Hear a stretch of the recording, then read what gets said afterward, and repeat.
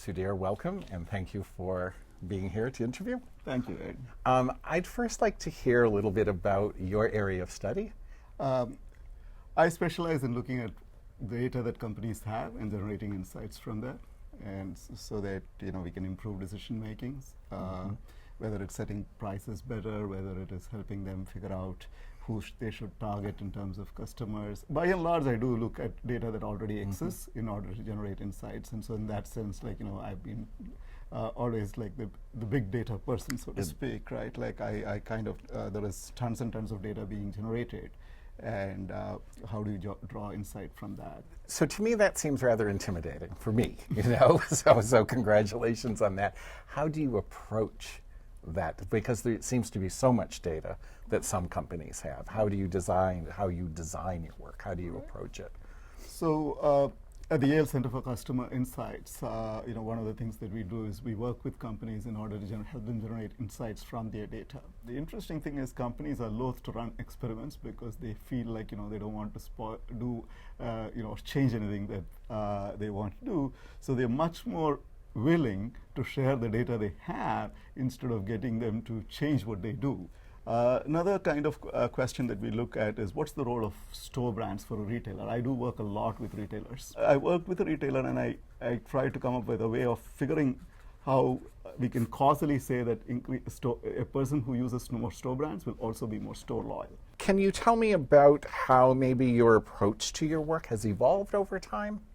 So one of the big things that I did essentially in the very early in my work, and that got me a fair amount of recognition in the academic literature, was recognizing the that data was not just naturally just generated by automatons.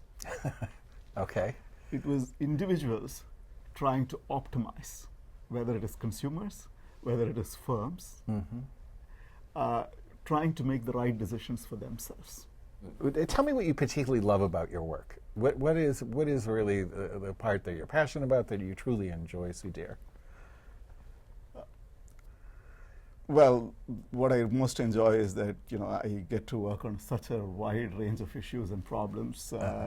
It's like one day I can work with a studio, another day I can work with a bank, a third day I can work with a retailer, and each problems are very different. And and part of the reason I work with companies is not just merely to consult for them, but actually to aid my own research, which essentially means anything that I do, I try to do in a way that actually allows people who are at the frontier to learn something new.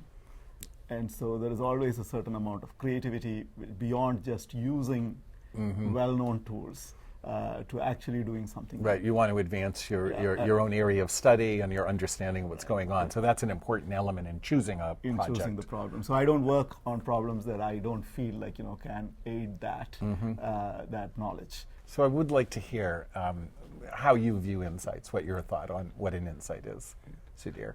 I think of an insight as anything that changes conventional wisdom.